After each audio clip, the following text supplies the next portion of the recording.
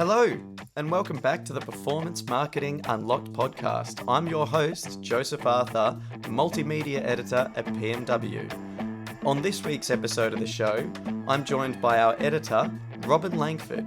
We dive into some of the biggest news that came across our desk last week, namely Amazon Ads bringing its AI-powered product image generation tool to the UK in beta form.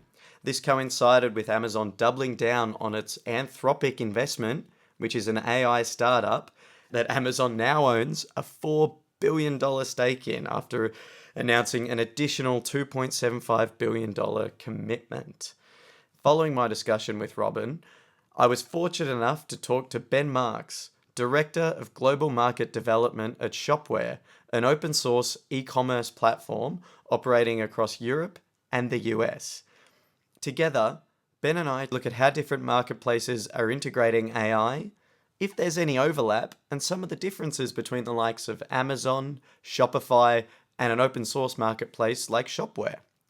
Ben offers some insights into how businesses, both small, medium, and large, can quickly scale their organizations, integrate AI seamlessly, and even grow into different markets. So without further ado, sit back, relax, and enjoy this episode of the Performance Marketing Unlocked podcast. Hello, Robin. Thank you very much for joining me on this latest Performance Marketing Unlocked podcast episode. I believe this is your third episode in a row, a hat trick. Hey Joe, yeah, it's good to be here. I seem to be in the podcast studio a lot more often right now, which I'm enjoying. It's good to have a regular editorial presence, I suppose, as the head honcho, as you've been deemed now. I'm really trying to shake that. I don't want to be called the head honcho. Stop trying to make head honcho happen. Our listeners, they love the sound of your voice, and you've got a lot of interesting insights, so it's always good to have you back in studio. And today, we're just going to touch on, for the next 5 to 10 minutes, a little bit of the latest news from last week that really piqued our interest, didn't it? And it was Amazon Ads bringing its AI-powered product image generation tool in beta to the UK. And this coincided with Amazon sort of more broadly doubling down on its investment in AI, announcing an additional $2.75 billion committed to complete its $4 billion investment of AI startup Anthropic. So there's a bit to unpack there, isn't there? Yeah, there's a lot about AI at the moment, and Amazon is really getting into the ring with Microsoft and Google. Microsoft obviously with OpenAI and Google with Gemini. And you're right there, Joe, these big tech companies are investing huge amounts in AI development right now, betting big on it, like $4 billion in total, I think Amazon's invested in Anthropic so far. And they are making big claims that it's really exciting. Everyone they're showing it's outperforming ChatGPT, but obviously that's Amazon would claim that. But what we've noticed is, and on a more practical level, on their what they're most known for as an online retailer, they've rolled out their AI-powered image generation product. I think that's what it's called. They haven't given it a snappy title here. I was trying to find one as well, just as I was looking down at my notes, and I believe that is the term they're using, just AI-powered image generation tool. But it does what it says on the tin. Exactly. It's a Ron-sealed product. And it was launched, I think, in the US last year. And the idea is that it kind of spruces up your boring product ads. So it gives you an option to sort of, you've already got your product listing, and there's a feature within Amazon where you can enter your product listing numbers and it'll bring them up, and then you can say, like you would with any other prompt on an AI generative image product, you can say, make it look like it's autumn season around it, put it in a barbecue setting. So Amazon's demonstrated that with slow cookers, and they had one with pumpkin spice season. So you just put that prompt in, and suddenly your product image was surrounded by a rather large amount of pumpkins I saw in the image. So, and it allowed you to choose which ones worked best. So there's a kind of like, you fed the AI a prompt for your image, it delivers something back, and then you can sort of prune the best ones, because sometimes these AI images can be quite nightmarish, quite frankly. So you do have to have that human element at the end to make sure there's not 10 fingers and things like that. Yeah, you sort of, advertisers retain their creative control. They can refine any generated images with further text prompts. So it quickly, allows people to get multiple options for whatever campaigns they might be pushing out. But the really interesting sort of USP of this particular tool, I suppose, as you mentioned there, is its propensity to lean into things like seasonality, autumn or specific events. We've got a lot of sport coming up. You mentioned Halloween, the holiday season. It'll just take a lot of the grunt work out of creating your campaigns and being able to make things a little bit quicker and optimizing performance, really. Absolutely, and especially for those smaller to medium-sized businesses and retailers that are trying to get their products on Amazon, it does save a lot of time, and it kind of spills into that older dynamic creative optimization world where you could update all your creative in real time, and that was quite a big thing a while ago. But now AI is kind of taking over from that, allowing you to do it very quickly and on the fly and in flight. And I think Amazon have got some stats. You'll see on the article that you wrote, Joe, we had the toaster image that they then put into an autumnal setting, and they said that when that same toaster was placed in a lifestyle context, in a kitchen counter next to a croissant or something, in its mobile sponsored brand ads ad, click-through rates were 40% higher compared with standard product images. So that context, which when you're shopping on Amazon and you see a product in an interesting context, like in a barbecue or an aspirational context, it might just give you that little bit more of a reason to choose that product over another one that's in a slightly more boring setting. I think a lot of time when we buy things, we make a million micro calculations in our heads. Is this going to ship from locally? Is it actually what it looks like? And what device are we shopping on? And so anything that gives you a little bit of an edge when you're up against your competitors like this can really help. And suddenly you see it in a barbecue setting and you're thinking about the summer barbecues finally. We're starting to get some sunshine now. You might be doing that. And suddenly you might see that one product that makes you think, oh, actually, that one, I can see myself with that one. And so it's another little bit of creative optimization, and really can give you a lot of a boost. We are seeing a lot of, and we spoke about it briefly on last week's episode of the show, this sort of overlap and increasing interlinking between AI and e-commerce. And it's something that's really, really growing. And we spoke about there's a lot of reticence a little bit about the data skills gap and how do you integrate AI within teams. It seems big tech and those, as you mentioned, Amazon, Microsoft, Google, making billion-dollar investments in the tools are pretty much taking all of the technical work out for you so that you can bring it into an internal team and there's no real training required. It's just a couple clicks of a button, generate the image you like, put some short text prompts if you want to refine it. I suppose trying to incorporate AI, and as you said, for small and medium-sized businesses, the ease at which people can bring it internally is really going to decide how many people invest in things like Amazon's AI image generation tool. So it's an important thing to get right. Yeah, absolutely. I think these big tech companies, one of the reasons they got so successful over these last decades is they did take really popular ideas and make them as simple and easy to use as possible. And Google does the same with its ad buying tools with Performance Max and the like, where it says, don't worry, we'll take all of those multitude of media buying decisions and stuff out of your hands and trust us to deliver something that will, give you a much better return on investment. And obviously the flip side of that is it's saying to marketers, trust us. Yeah, it's a lot of trust us. And there's obviously quite a bit of a pushback in the Adland community over things like that. And this is another example with Amazon's AI generated images. It's another area where they're trying to own the space and make it as simple as possible.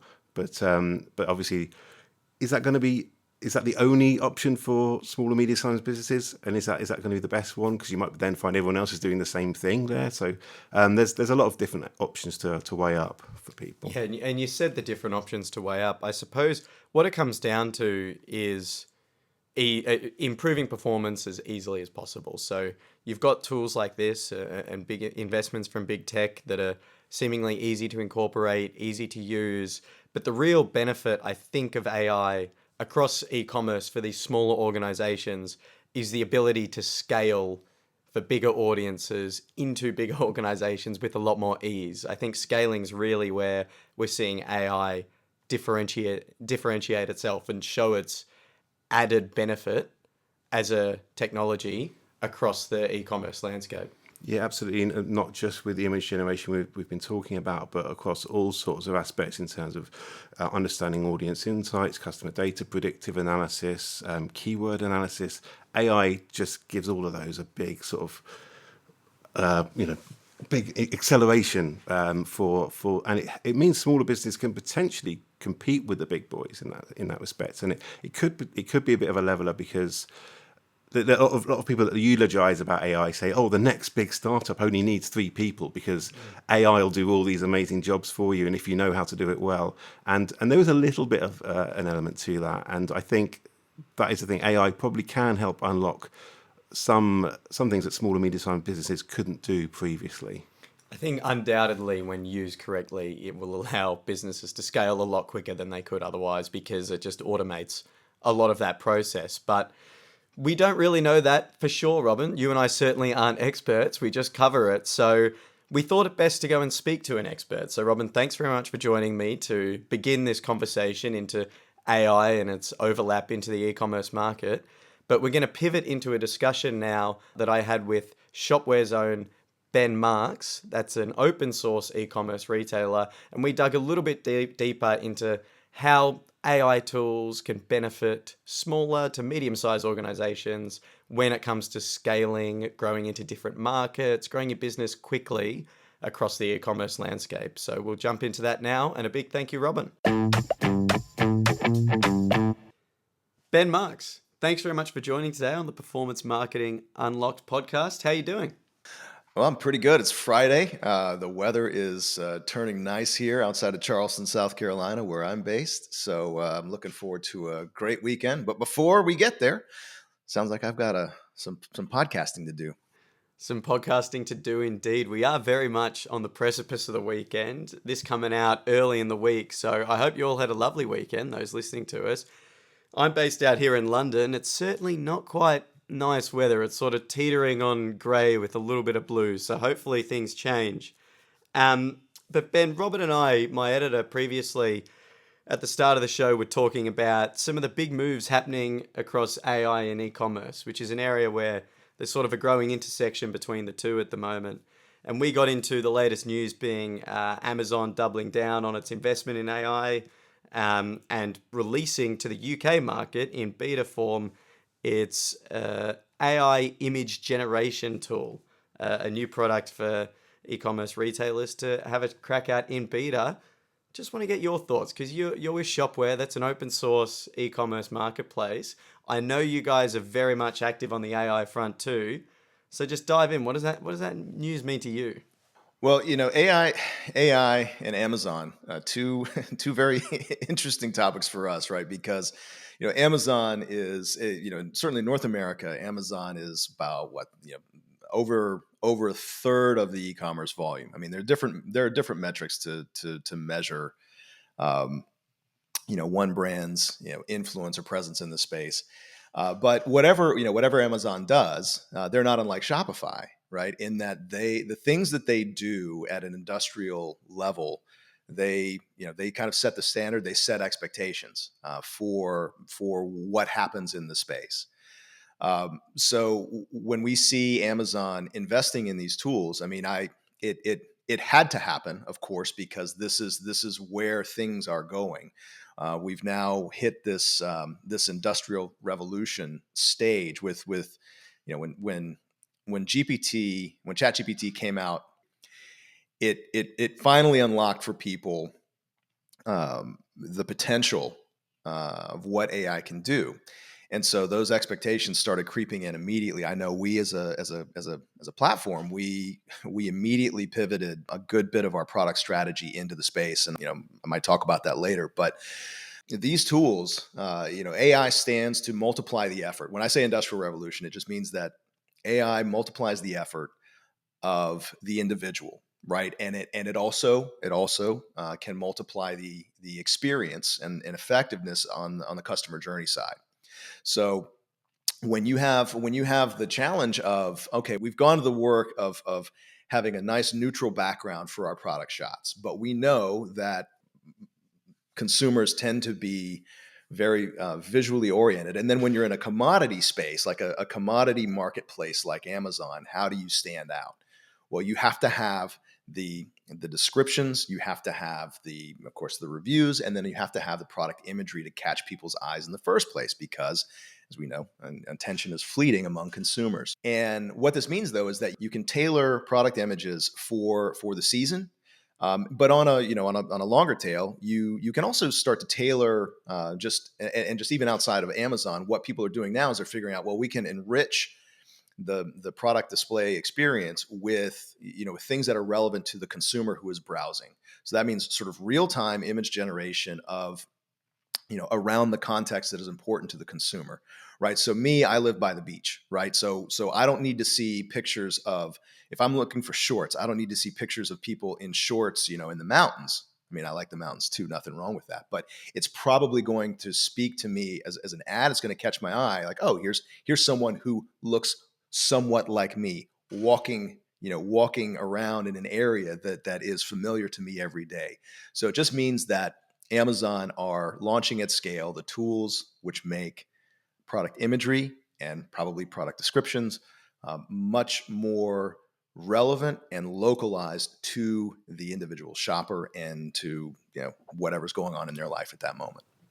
Lets people contextualize things easily, I suppose. And the whole point of it as well is that you can produce these assets at scale with a bit more ease as well. There's only a little bit of input for a lot of output, and it happens in a timely manner, which we're all after. But is this kind of tech, is this groundbreaking in the e-commerce front? What about Shopware? You guys have been across AI and you've integrated it. You were telling me both internally and externally. So is this groundbreaking, or is this something that we see as a bit of an entry point when you're using AI on the e-commerce front? Well, one of the challenges that I think we have as an industry, and actually I'll say we tech as an industry, is talking about AI. Like AI is many, many things, and AI right now, the AI is a shorthand for generative transformers, right? So that's the darling thing. But if you look in this space, I mean, I remember going to events for my previous employer, and I started seeing these intelligent search integrations. So like product recommendation, product search, customization. These smaller businesses, startups back in 2014, 2015, 2016. They were coming out and they were taking big data, right? So the thing is, these businesses had a slightly better search than what was offered at the time, and that was what caused merchants to integrate their shopping experience with those providers. And then as those providers were present in more and more instances across more geographies, more verticals, they began to accumulate all this data about shopping experience and what converts and so forth. And then so these very smart people started looking at this as a big data problem and started applying big data principles. And that is machine learning. And that is also fundamental to the AI space. So we have practitioners, we have vendors in the space who've actually been dealing with elements of AI for almost a decade. And what's changed now is you have this natural language interface into all of this growing set of data out there, and you're now basically able to enrich the operational and the consumer experience with these insights. Now, how Shopware is looking at this is when ChatGPT came out and we really saw what was possible, what was available, and what was open to us via API. By I think it was May of 23, so almost a year ago, we released AI Copilot. Right, so this is essentially the extra person in the office that can do it all and that understands all of the data that's present in the system. And so what our AI Copilot is, and by the way, we just because of the way we work and because of our architecture, we were able to be the first platform to market. We won't be the only one. BigCommerce came out shortly thereafter, but it's really just an integration with Google's generative AI capabilities. And shortly after, Shopify announced Sidekick. Of course, it's like a year later, and that still is, as far as I know, is still, in closed beta.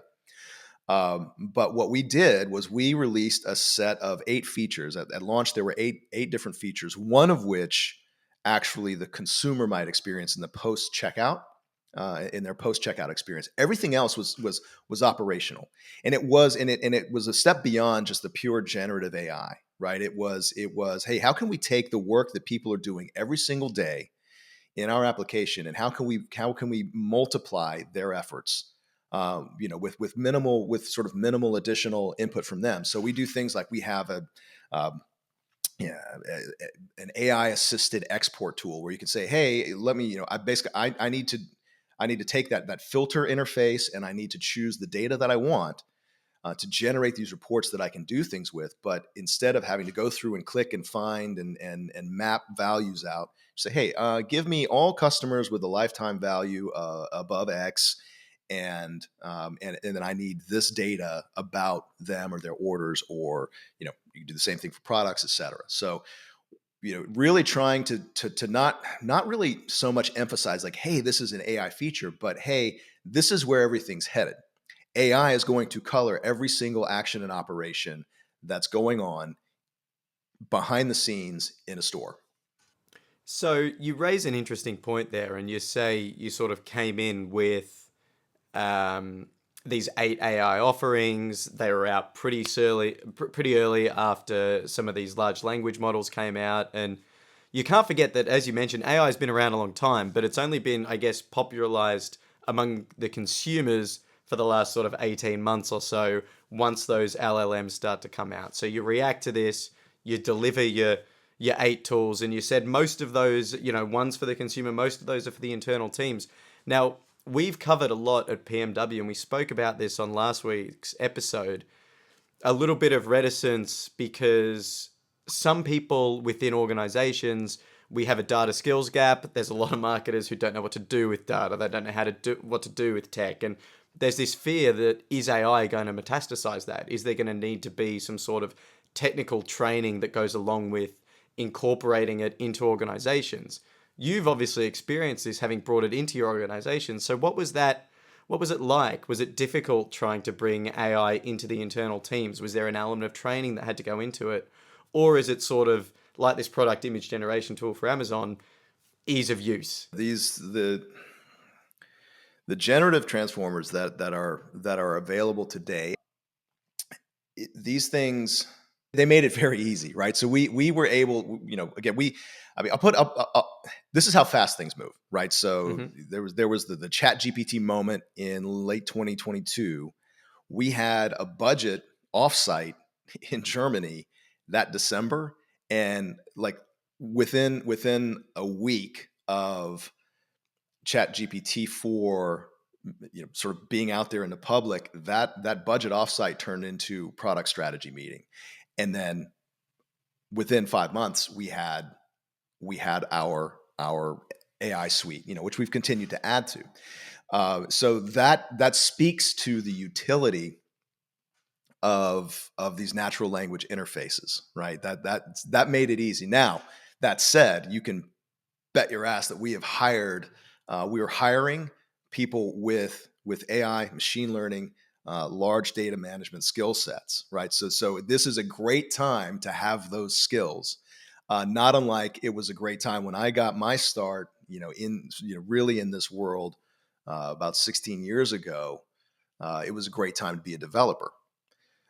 Now, as far as when you use a curious term of metastasize, and I would say that it will be present. There's a little bit of baggage with that word. I mean, it's going to be there, and businesses, yes, are going to need to avail themselves of these skill set. Now, what's going to happen is plenty of vendors will come along. So there will be vendors that will help with this sort of hybrid engineering mode of like, hey, we're not actually going to have to build everything from the ground up.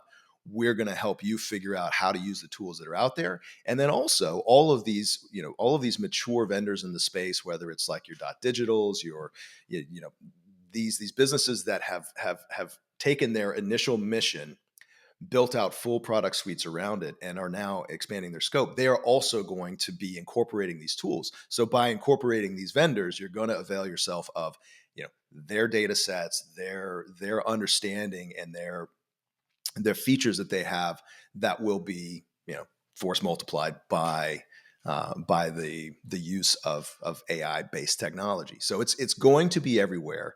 If you are young in your career, absolutely start learning about this space, because even if you're not going to be like your sole practice, your business day may not be entirely devoted to AI, it certainly is going to But touch it. expertise Yeah. on this front Yep. is something Be that you familiar should with have. it. Yeah, absolutely. And it's an interesting point you raise, because it's how much time do you want to devote to training people up in new skills when you can just bring in experts right off the front. And I suppose that speaks to why in some situations things stay in beta a long time, because organizations might be learning along the way. And Shopware yourself acted really swiftly, and you said within 5 months you start bringing things to market. And that timeline's representative of the fact that you probably just had people that came in and knew what they were doing. Certainly looks that way. Yeah, it's helpful. But again, I mean, the start really was on the, I attribute it more to how, basically how we approach this space, using an open source methodology, and the fact that that the tools that are out there, that OpenAI and others are giving us, are incredibly accessible and incredibly powerful, right? So that's, you put those two things together. And I mean, I should probably, color my comment a little bit, like Shopify, when Sidekick comes out, I have no doubt it's going to be absolutely amazing, because Shopify builds for the box that they've created. I mean, it's a big box, but they build for the bulk of the merchants on their platform, and the ones that fit in that box, and they have just a ton of data and engineering prowess. So I know that their solution is going to be amazing, and that's going to be another moment. It's going to be not dissimilar from Amazon putting AI tools, just in the hands of the people selling on their platform. Absolutely. So AI, I mean, don't fear it, because it's coming and it's happening. And I think the biggest benefit, we touched on it earlier, is its ability to scale things. It just decreases so much time. The input takes half as long. It takes a fraction of the time to, input some data, and then you get an output almost immediately. So when it comes to scaling, AI really, really is beneficial. So what about advice, I suppose, to organizations looking to get into this space? You work with a lot of SMGs, small, medium-sized businesses, and often when it comes to some of these bigger tools, particularly from the big tech platforms, they can feel a little left in the dark. It involves a lot of expensive investment up front. Maybe it's not something that's super accessible. What makes the AI integration to perhaps some of Shopware's vendors out there in the open source market a little bit more accessible, I guess? Well, I think there again, I have to say, the easiest way to get into this, the easiest way to avail yourself of these advances, is find the vendors who are themselves incorporating the technology. Doesn't mean you don't roll your own. I mean, Shopware, you're right. We are, where the businesses that tend to get just outsized value from how Shopware approaches things, because we build for the customization, right? So we build on the assumption that the majority of commerce out there requires some degree of customization that isn't suitable to be baked into a core offering for the bulk of merchants. And if we then add AI enhancements into our offering, well, great. By using us or another platform that does it, you are leveraging the product team and the understanding and the discipline and the execution of that team. And then, as I was saying earlier, you start to bring in the other vendors in the other sort of key components, whether that it could be, it can be logistics, it can be warehouse management, it can be resource planning, it can be PIM, all the different, all of the things that the vendors that exist in the constellation of a proper, like of a full-throated e-commerce solution. You need to start adding, as part of your evaluation criteria, hey, what are these folks doing, saying, and thinking when it comes to AI? And not And this just, let's ignore the hype around AI. What's going to happen is this becomes the new normal very quickly. I mean, it's already becoming the new normal. Amazon themselves said, mid-March this year, that 34% of their sellers they're already using AI tools to generate product descriptions, to basically to do the work that they're doing. And if you're not doing this, like if you're not actively orienting your stack and directing your efforts, and your alliances with vendors that are working space, if you're not doing that, you are absolutely 100% falling behind. You will be your competitors, others in the space, will be availing themselves of this, and the kind of experiences that consumers will come to expect. For example, tailored product images, tailored product descriptions, tailored offerings. These things are all going to be, are being supercharged, enriched by the data underneath and the access of the operations folks at these stores to use and understand that data, right? And then for the systems to automatically segment and intelligently segment users, using the data and using the AI tooling that's out there. I mean, we are truly, this moment is on the order of the advent of the internet in terms of its effects on business and where business goes from here. Yeah, there's really no time to waste, and I suppose it's just going to become the norm, both within organizations and in terms of consumer expectations, which are obviously the big driver. But perhaps for those SMGs out there, it's more accessible than you think. Ben, pivoting away slightly from AI, we talked a lot about scaling and growth, and I know that's something you're across in Shopware, and I think we'd be remiss if we didn't discuss a little bit how you've taken a European, German-based organization, Shopware, recently expanded out into the US market. This was following, you were telling me, an attempted expansion into the UK market.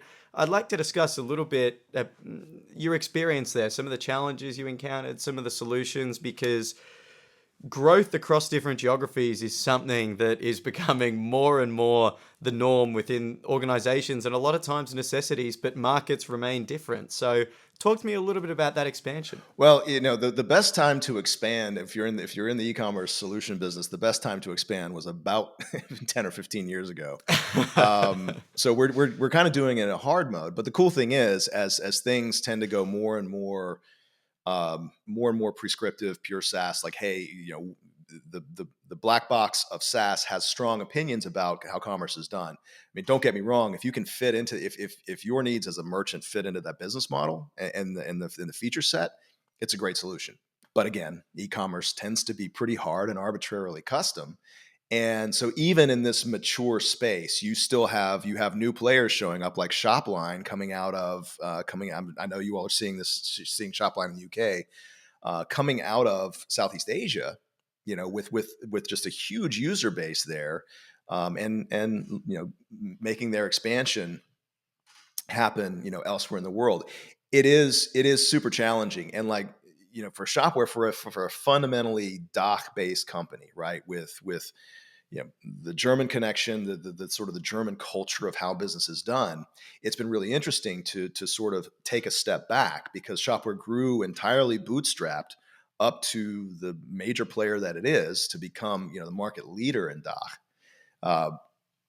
But a lot of that, there was a lot of benefit there from the culture, just the cultural knowledge of like how in Germany, how Germans like to do business, which is different from how the Spanish like to do business. It's different from how people in the US or North America want to do business.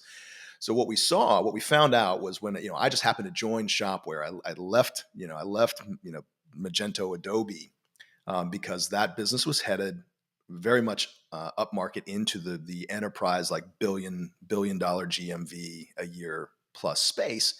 It was less interesting for me. It's not to say it's not an interesting part of the business, but I really like the method, the mission, and the culture at Shopware. So I come over, and we actually just found out there was latent interest just waiting there in North America. People just started cold calling, saying, "Hey, I was looking for a signal. Now I've got a signal." So we spent a little time building out the partner network, building out our integrations, and building out and actually even changing the product a little bit to adapt to the market. Again, this is challenging when the market is you could say saturated, you could say commoditized a bit.